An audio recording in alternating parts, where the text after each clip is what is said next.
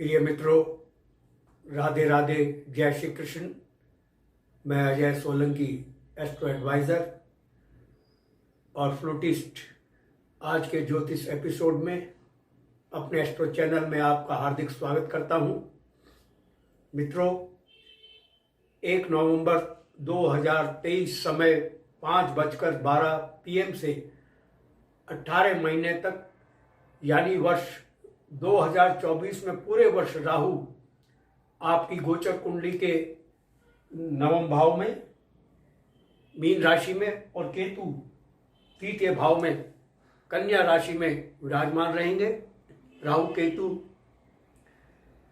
एक राशि में 18 महीने तक विराजमान रहते हैं। आइए पहले केतु के आपकी लग्न राशि पर यानी कर्क लग्न राशि पर क्या प्रभाव पड़ रहा है, इस पर चर्चा करते हैं। राहु केतु मित्रों छाया ग्रह होते हैं, कहलाते हैं। ये शैडो प्लैनेट इसलिए हैं क्योंकि इनकी कोई अपनी राशि नहीं होती। जिस राशि में ये विराजमान होते हैं उस राशि के स्वामी ग्रह का प्रतिनिधित्व करते हैं, उसके फलों में वृद्धि करते हैं और इसके अतिरिक्त अपने फल भी प्रदान करते हैं। राहु केतु चूंकि पाप ग्रह हैं इसलिए अशुभ फल भी अवश्य प्रदान करते हैं। केतु आपकी गोचर कुंडली के, जैसा कि मैंने बतलाया, 3य भाव के गोचर कुंडली 3य भाव में कन्या राशि में विराजमान है। केतु देव 3य भाव में बहुत, राहु और केतु दोनों 3य भाव में बहुत शुभ फल प्रदान करते हैं। राहु 3य भाव में विराजमान हो जाए या केतु 3य भाव में विराजमान हो जाए या इनकी दृष्टि पड़ जाए तो ये बहुत लाभकारी होते हैं। 3य भाव में 3य भाव ज्योतिष विज्ञान में साहस, पराक्रम, मेहनत, पुरुषार्थ का भाव कहलाता है। 3य भाव में विराजमान होकर केतु आपकी मेहनत, पुरुषार्थ, परिश्रम को सफल बना रहे हैं। आपकी थोड़ी सी भी मेहनत भारी सफलता में तब्दील हो सकती है। क्योंकि केतु देव बुध देव की चर राशि कन्या राशि में विराजमान है। कन्या राशि चर राशि है, कहलाती है।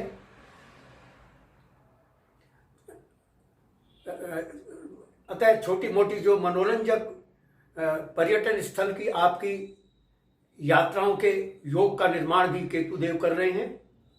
क्योंकि चर राशि कन्या के स्वामी बुधदेव व्यापारियों के संरक्षक ग्रह माने गए हैं। बुधदेव को व्यापारियों का संरक्षक ग्रह माना गया है और केतु देव इस भाव में बुधदेव का और इस भाव में केतु देव बुधदेव का प्रतिनिधित्व कर रहे हैं। अतः केतु देव कर्क राशि के जो बिजनेसमैन हैं उनके बिजनेस से संबंधित टूर को बहुत लाभकारी और सफल बना रहे हैं। यानी कर्क लग्न राशि के बिजनेसमैन की बिजनेस से संबंधित यात्राएं लाभकारी होंगी। कर्क लग्न राशि के लोग कोई नया बिजनेस डील कर सकते हैं जो अत्यंत लाभकारी साबित होगा। नया बिजनेस खोलने या अपने वर्तमान बिजनेस का विस्तार करने का लाभकारी सुनहरा अवसर केतु देव प्रदान कर रहे हैं और आप इस अवसर का लाभ उठाने से नहीं चूकेंगे। जो लोग कला के क्षेत्र में हैं, जैसे नृत्य, गायन, अभिनय, चित्रकारी, पत्रकारिता या फिल्म इंडस्ट्री से जुड़े हैं, उनको अपने प्रोफेशन में भारी कामयाबी मिल सकती है। कर्क लग्न राशि के फिल्म निर्माता की फिल्म सुपर हिट तक हो सकती है। 3य भाव का केतु धनवान बनाता है। 3य भाव में जब केतु विराजमान होते हैं तो धन में वृद्धि होती है, धनागमन के नवीन स्रोत खुलते हैं। किंतु सावधान मित्रों, चूंकि केतु एक पाप ग्रह भी हैं, इसीलिए अपने अशुभ फल भी प्रदान करेंगे। अशुभ फल इसलिए प्रदान करेंगे, जैसा कि मैंने बतलाया कि केतु देव नैसर्गिक रूप से पाप ग्रह हैं। 3य भाव के केतु आपके चित्त को अस्थिरता, इनस्टेबिलिटी, चित्त को अस्थिरता भी प्रदान करते हैं। यानी आप कभी माशा, कभी तोला, कभी शबनम, कभी शोला भी हो सकते हैं। चित्त की अस्थिरता से आपकी डिसीजन में इन जो पावर है, निर्णय लेने की जो शक्ति है, वो नकारात्मक रूप से प्रभावित हो सकती है। सही डिसीजन लेने में आप चूक सकते हैं। तो आपके जो डिसीजन है वो मूर्खतापूर्ण हो सकते हैं। इस नकारात्मकता से बचने के लिए आप मेडिटेशन कीजिए। मेडिटेशन चित्त की स्थिरता के लिए बहुत लाभकारी है।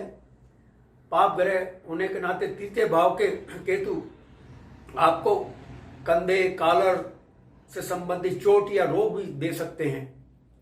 कन्या राशि का केतु आपको पाचन से संबंधित विकार देता है।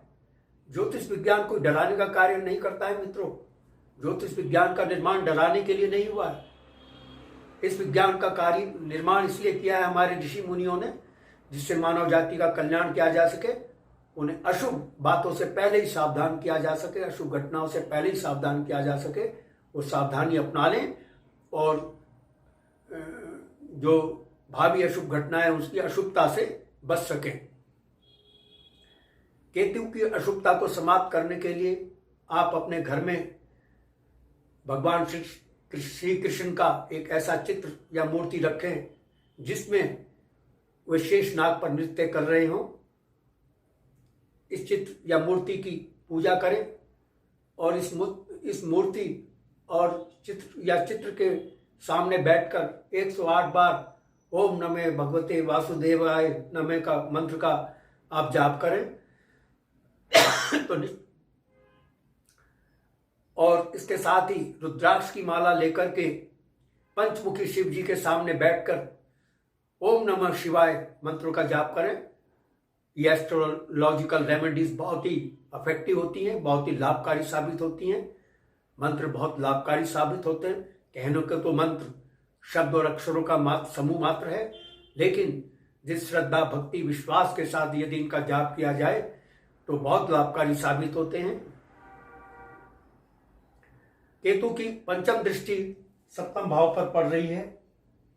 1, 2, 3, 4, 5 सप्तम भाव क्षमा करें।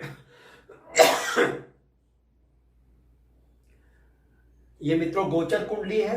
गोचर कुंडली और लग्न कुंडली में फर्क होता है। गोचर कुंडली ग्रहों की वर्तमान स्थिति को दर्शाती है और लग्न कुंडली या जन्म पत्रिका वो होती है जो जन्म के समय, जातक जातिका के जन्म के समय जो ग्रहों की स्थिति होती है उसका वह मानचित्र होती है। केतु की पंचम दृष्टि आपकी गोचर कुंडली के सप्तम भाव में विराजमान मित्र राशि मकर पर पड़ रही है। 10 नंबर मकर राशि को डिनोट करता है। सप्तम भाव बिजनेस का भाव है। ये सप्तम भाव आपके बिजनेस के मुनाफे में इजाफा होगा, परंतु जैसा कि मैंने पूर्व में बतलाया, केतु एक नैसर्गिक रूप से पाप ग्रह हैं। पाप ग्रह होने के नाते अशुभ फल भी प्रदान करेंगे, क्योंकि यह बिजनेस पार्टनर का भी भाव कहलाता है। आपका बिजनेस पार्टनर आपको धोखा दे सकता है। यह भाव विवाह, परिवार व पति पत्नी का भी भाव है। केतु की दृष्टि आपके पारिवारिक सुख में कमी ला रही है। पति पत्नी में विवाद हो सकता है, तालमेल बिगड़ सकता है। अगर आप अविवाहित हैं और विवाह की कामना रखते हैं तो आपके विवाह में अड़चनें आ सकती हैं। चूंकि यह सप्तम भाव द्वितीय संतान का भाव कहलाता है। यदि आपके द्वितीय संतान होनी है तो द्वितीय संतान उत्पत्ति में समस्या उत्पन्न हो सकती है। यदि द्वितीय संतान है तो उसके स्वास्थ्य में गड़बड़ी हो सकती है। केतु की अशुभता को समाप्त करने के लिए मैंने जैसा कि बतलाया, मैं फिर बतला देता हूं। जिन लोगों ने वीडियो अभी देखना शुरू किया है बीच में से, मैं बतला देना चाहूंगा कि केतु की अशुभता को समाप्त करने के लिए अपने घर पर भगवान श्री कृष्ण की ऐसी मूर्ति या चित्र रखें जिस पर वो शेष नाग में नृत्य कर रहे हों। इस मूर्ति के या चित्र की आराधना करें, पूजा करें और उसके सामने बैठकर 108 बार ओम नमो भगवते वासुदेवाय नमः मंत्र का जाप करें और रुद्राक्ष की माला लेकर पंचमुखी शिव जी के सामने बैठकर ओम नमः शिवाय मंत्र का जाप करें। केतु की मैंने भी आपको बताया केतु की पंचम दृष्टि का प्रभाव। अब केतु की जो सप्तम दृष्टि है वो नवम भाव पर पड़ रही है। नवम भाव पिता का भाव कहलाता है, हालांकि भाग्य का भी भाव है। केतु की दृष्टि आपके पिता के स्वास्थ्य में कमी ला सकती है, उनसे उनका तालमेल बिगड़ सकता है, उनसे आप अनावश्यक वाद विवाद में उलझ सकते हैं। मैं आपको मित्रवत सलाह देना चाहूँगा कि पिता का सम्मान करें। पिता का हर हाल में सम्मान होना चाहिए, माता पिता का। भगवद गीता में भगवान श्री कृष्ण ने यहाँ तक कहा है कि पिता चाहे दुराचारी भी हो, पुत्र को चाहिए उसका अपमान ना करे, उसका सम्मान करे, क्योंकि उसका पिता है। केतु की नवम दृष्टि एकादश भाव पर पड़ रही है, नीच राशि पर पड़ रही है। वृष राशि केतु देव की नीच राशि होती है। अपनी नीच राशि में ग्रह का विराजमान होना या उस पर दृष्टि पड़ना अशुभ स्थिति होती है। एकादश भाव में केतु देव का विराजमान होना या एकादश भाव में दृष्टि पड़ना शुभ होता है, परंतु नीच राशि होने के कारण अशुभता का सामना करना पड़ सकता है। हालांकि एकादश भाव में केतु या राहु की दृष्टि पड़ जाए या वहां पर विराजमान हो जाए तो बहुत शुभ स्थिति होती है, लेकिन अगर वहां पर नीच राशि है केतु या राहु की और वहां पर वो विराजमान हो जाएं अपनी संबंधित नीच राशि में, तो यह बहुत अशुभ स्थिति होती है। एकादश भाव आय का भाव कहलाता है। केतु देव आपकी आय में भारी वृद्धि कर रहे हैं और आय के स्रोत, नवीन स्रोत तो खोल रहे हैं, परंतु अनचाहे व्यय में भी बढ़ोतरी होगी।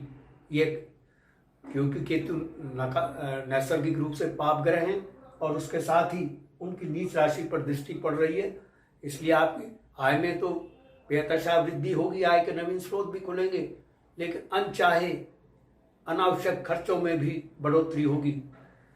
एकादश भाव पड़ोसियों का भाव है, मित्र समाज का भाव है, बड़े भाई का भाव है। इनसे आपका सहयोग संबंध में तालमेल थोड़ा बिगड़ सकता है। आपकी चिर प्रति, चूंकि ये एकादश भाव मनोकामनाओं का भी भाव है, इच्छा पूर्ति का भी भाव है, आपकी चिर प्रतीक्षित इच्छाएं मनोकामनाओं की पूर्ति में बाधाएं उत्पन्न हो सकती हैं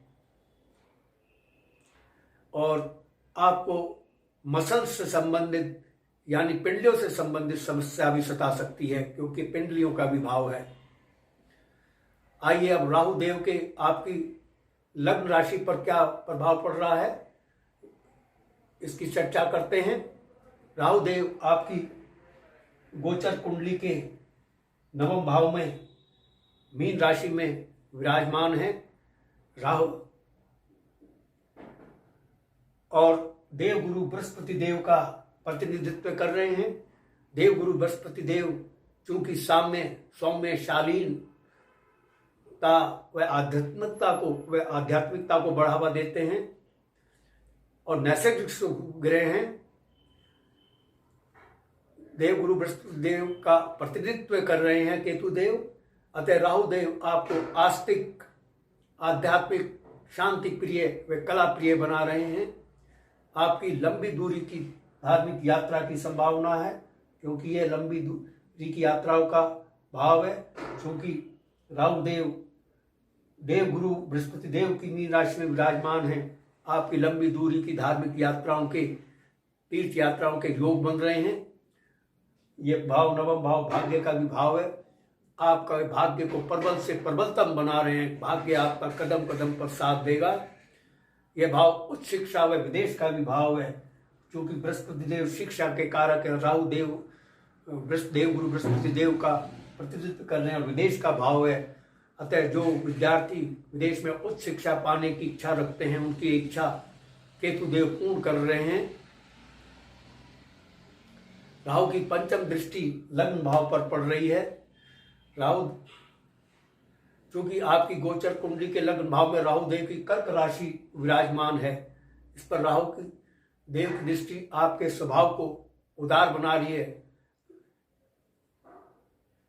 आपका स्वभाव उदार बना तो रही है, लेकिन लोग आपकी उदारता का अनुचित लाभ उठाकर आपको ही आंख दिखाएंगे, यानी आपका ही खाकर आपको ही घुर्राएंगे, आपको हानि पहुंचाने की चेष्टा करेंगे, आपके शत्रुओं में वृद्धि होगी। राहु की दृष्टि आपको धोखेबाजी में भी लिप्त कर रही है, आपको स्वार्थी व कामुक भी बना रही है। आप धोखेबाजी से बचें, इसमें लिप्त ना हो। अत्यधिक कामुकता ठीक नहीं होती। नैतिक मूल्यों, सामाजिक वर्जनाओं का पालन करें तो अशुभता से बचे रहेंगे, अन्यथा राहु देव आपको फंसाने का पूरा इंतजाम कर चुके हैं। आपके शत्रु में वृद्धि हो रही है, आपके स्वास्थ्य में भी कमी ला रहे हैं केतु देव।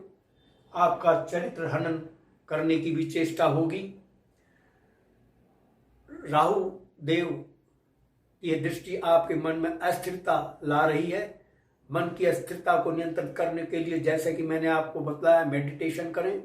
मेडिटेशन बहुत लाभकारी साबित होता है। आपका तबादला दूरस्थ असुविधाजनक स्थान पर भी हो सकता है। मैं राहु की बात कर रहा हूं, मेरे मुंह से केतु निकल गया था, मैं राहु देव की बात कर रहा हूं। आपका तबादला दूरस्थ राहु की अशुभता को समाप्त करने के लिए मैं पुनः बतला दूं, राहु देव की अशुभता को समाप्त करने के लिए वही उपाय आप करें जो केतु के लिए मैंने बतलाए। केतु की अशुभता को समाप्त करने के लिए जो उपाय बताए वही एप्लीकेबल राहु देव की अशुभता को समाप्त करने के लिए भी हैं। राहु देव की अशुभता को समाप्त करने के लिए भगवान श्री कृष्ण का ऐसा चित्र या मूर्ति रखें जिस पर वे शेषनाग पर नृत्य कर रहे हैं। इस मूर्ति या चित्र के सामने बैठकर आराधना करें और 108 बार ओम नमो भगवते वासुदेवाय नमः मंत्र का जाप करें और रुद्राक्ष की माला लेकर के पंचमुखी शिव जी के सामने बैठ करके ओम नमः शिवाय मंत्र का जाप करें तो राहु और केतु दोनों की अशुभता समाप्त हो जाएगी। पूर्ण श्रद्धा विश्वास से जो भक्ति होती है उसमें बहुत शक्ति होती है, और जो शब्द या अक्षरों का समूह है मंत्र, ये फिर शब्द और अक्षरों का समूह ही नहीं रह जाते, बहुत ही कारगर साबित होते हैं, अमोघ अस्त्र बन जाते हैं। विपत्ति को समाप्त करने के लिए एक अमोघ अस्त्र की भांति होते हैं ये मंत्र, बशर्ते इनका पूर्ण एकाग्रचित्ता के साथ और पूर्ण विश्वास और आस्था के साथ जाप किया जाए और अर्थ के साथ। उस मंत्र का जाप करते समय उसका अर्थ भी ध्यान में होना चाहिए। राहु की पंचम दृष्टि आपकी गोचर कुंडली के लग्न भाव पर पड़ रही है। मैं राहु की पंचम दृष्टि आपकी, राहु देव की दृष्टि आपकी मैं बतला चुका हूं। यह दृष्टि आपके मान सम्मान में भी कमी कर रही है। राहु की सप्तम दृष्टि आपकी गोचर कुंडली के तृतीय भाव में पड़ रही है। तृतीय भाव में मैंने जैसे बतलाया, राहु विराजमान हो जाए या केतु विराजमान हो जाए या राहु की दृष्टि पड़ जाए या केतु की दृष्टि पड़ जाए तृतीय भाव पर, तो यह बहुत शुभ स्थिति होती है। तृतीय भाव में राहु केतु शुभ फल प्रदाता माने गए हैं। तृतीय भाव ज्योतिष विज्ञान में मैंने जैसे बतलाया, मेहनत, साहस, पराक्रम, पुरुषार्थ का भाव जाना जाता है। तृतीय भाव में विराजमान होकर राहु देव आपको साहसी, पराक्रमी, पुरुषार्थी बना रहे हैं। राहु देव आपको मेहनत करवाएंगे, लेकिन आपकी मेहनत कामयाब होगी। और पहले जो मेहनत आपकी कामयाब नहीं हुई थी, आपको लगा कि मेरी मेहनत व्यर्थ चली गई, उसका भी फल मिल सकता है आपको। आपकी थोड़ी सी भी मेहनत, परिश्रम व पुरुषार्थ सफल होगा। चूंकि केतु देव, चूंकि राहु देव बुध देव की चर राशि कन्या राशि में विराजमान है, अतः छोटी मोटी मनोरंजक पर्यटन स्थल की यात्राओं का योग बन रहा है। और बुध देव, जैसा कि मैं बतलाया, व्यापारियों के संरक्षक गए हैं, गार्जियन माने गए हैं। बिजनेसमैन को बहुत मुनाफा, बिजनेसमैन के मुनाफे में इजाफा कर रहे हैं। कर्क लग्न राशि के बिजनेसमैन के बिजनेस से संबंधित बिजनेस जो यात्राएं हैं उनको लाभकारी सफल बना रहे हैं, यानी वही लाभ पहुंचा रहे हैं। राहुदेव की दृष्टि, राहुदेव की सप्तम दृष्टि तृतीय भाव में वही लाभ पहुंचा रही है जो केतु देव इसी भाव में विराजमान होकर लाभ प्रदान कर रहे हैं। कर्क लग्न राशि के लोग कोई नया बिजनेस डील कर सकते हैं, लाभकारी डील कर सकते हैं जो अत्यंत लाभकारी साबित होगा। नया बिजनेस खोल सकते हैं या वर्तमान बिजनेस का एक्सपेंशन भी करने के अवसर के राहुदेव प्रदान कर रहे हैं, जो कि बहुत लाभकारी होगा और आप इस अवसर का लाभ अवश्य उठाएंगे। इस अवसर का लाभ उठाने से नहीं चूक सकेंगे। जो लोग कला के क्षेत्र में हैं, जैसे नृत्य, गायन, अभिनय, चित्रकारी, पत्रकारिता या फिल्म इंडस्ट्री से जुड़े हैं, उनको अपने प्रोफेशन में भारी कामयाबी मिल सकती है। कर्क लग्न राशि के फिल्म निर्माता की फिल्म बॉक्स ऑफिस पर सुपरहिट साबित हो सकती है। तृतीय भाव केतु धन में वृद्धि करता है, धन के आगमन के नवीन स्रोत खोलता है, धनागमन के नवीन स्रोत खुल रहे हैं। किंतु सावधान, केतु जैसा मैंने बताया एक नैसर्गिक पाप ग्रह हैं, इसलिए अपने अशुभ फल भी प्रदान करते हैं। तृतीय भाव के केतु आपके चित्त को अस्थिरता प्रदान कर रहे हैं, यानी आपको कभी माशा, कभी तोला, कभी शबनम, कभी शोला बना रहे हैं। इससे आपका निर्णय लेने की क्षमता नकारात्मक रूप से प्रभावित हो सकती है। आपके निर्णय मूर्खतापूर्ण हो सकते हैं। इस नकारात्मक से बचने के लिए मेडिटेशन बहुत लाभकारी है। पाप ग्रह होने के नाते तृतीय भाव के में राहु देव की दृष्टि आपको कंधे, कॉलर से संबंधित विकार भी प्रदान कर सकती है। ज्योतिष विज्ञान जैसे मैंने बतलाया डराने का कार्य नहीं करता, सावधान करता है। सावधानी अपनाएं, स्वास्थ्य सुरक्षा नियमों का पालन करें तो अशुभता से बचे रहेंगे। राहु की नवम दृष्टि आपकी गोचर कुंडली के पंचम भाव पर वृश्चिक राशि नीच राशि पर पड़ रही है।